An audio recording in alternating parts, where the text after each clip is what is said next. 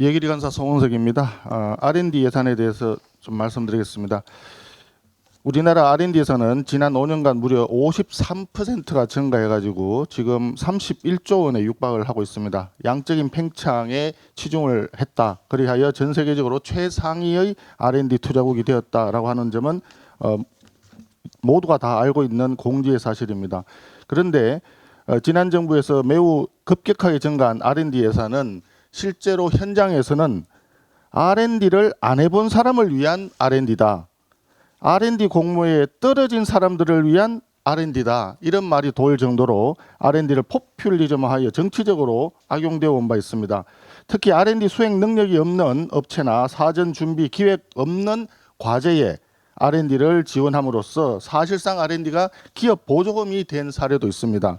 한 가지 말씀드리겠습니다.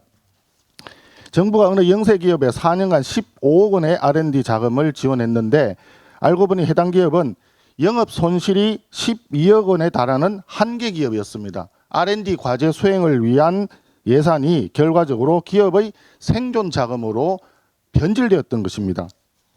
이와 같이 정부의 R&D 문제점과 계획 필요성은 과기계 내부에서뿐만이 아니라 야당에서도 지속적으로 제기되어 온 바 있습니다.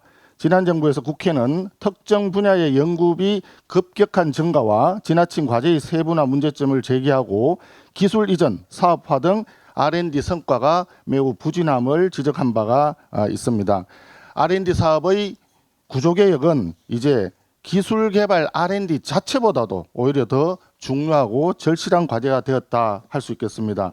이에 따라 윤석열 정부에서 수월성 중심의 혁신형, 도전형 R&D로 전환하기 위한 구조개혁이 진행되고 있다고 봅니다.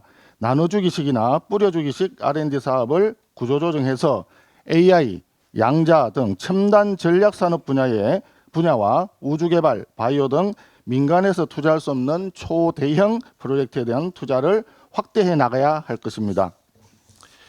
아울러 당에서는 정부의 예산안이 국회에 제출된 이후에 R&D 개혁에 대해서 현장 의견을 지속적으로 수렴을 해왔으며 일각에서 제기되는 고용 불안 등 우려를 정부 개혁안의 큰 틀에서 어떻게 해소할까 고민을 해왔습니다.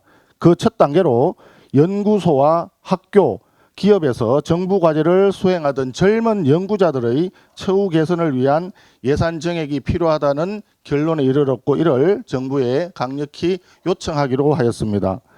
기초과학 분야에서 청년 연구원들의 인건비를 중심으로 한 관련 예산을 국회 심사 과정에서 정액할 수 있도록 정부와 협의하겠습니다.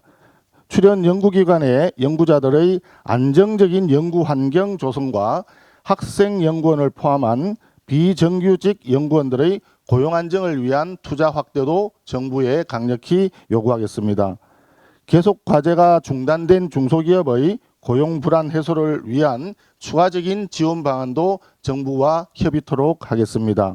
그 다음 단계로 원천 기술, 차세대 기술, 최첨단 선도 분야의 투자를 확대하기 위해서 어떤 소요가 있는지를 당이 적극적으로 발굴하고 국회 심사 과정에서 정부의 동의를 얻도록 최선의 노력을 다해 나갈 것을 말씀드립니다. R&D 사업이 원활하게 국회에서 심사될 수 있도록 야당과도 지속적으로 협의해 나가겠습니다. 감사합니다.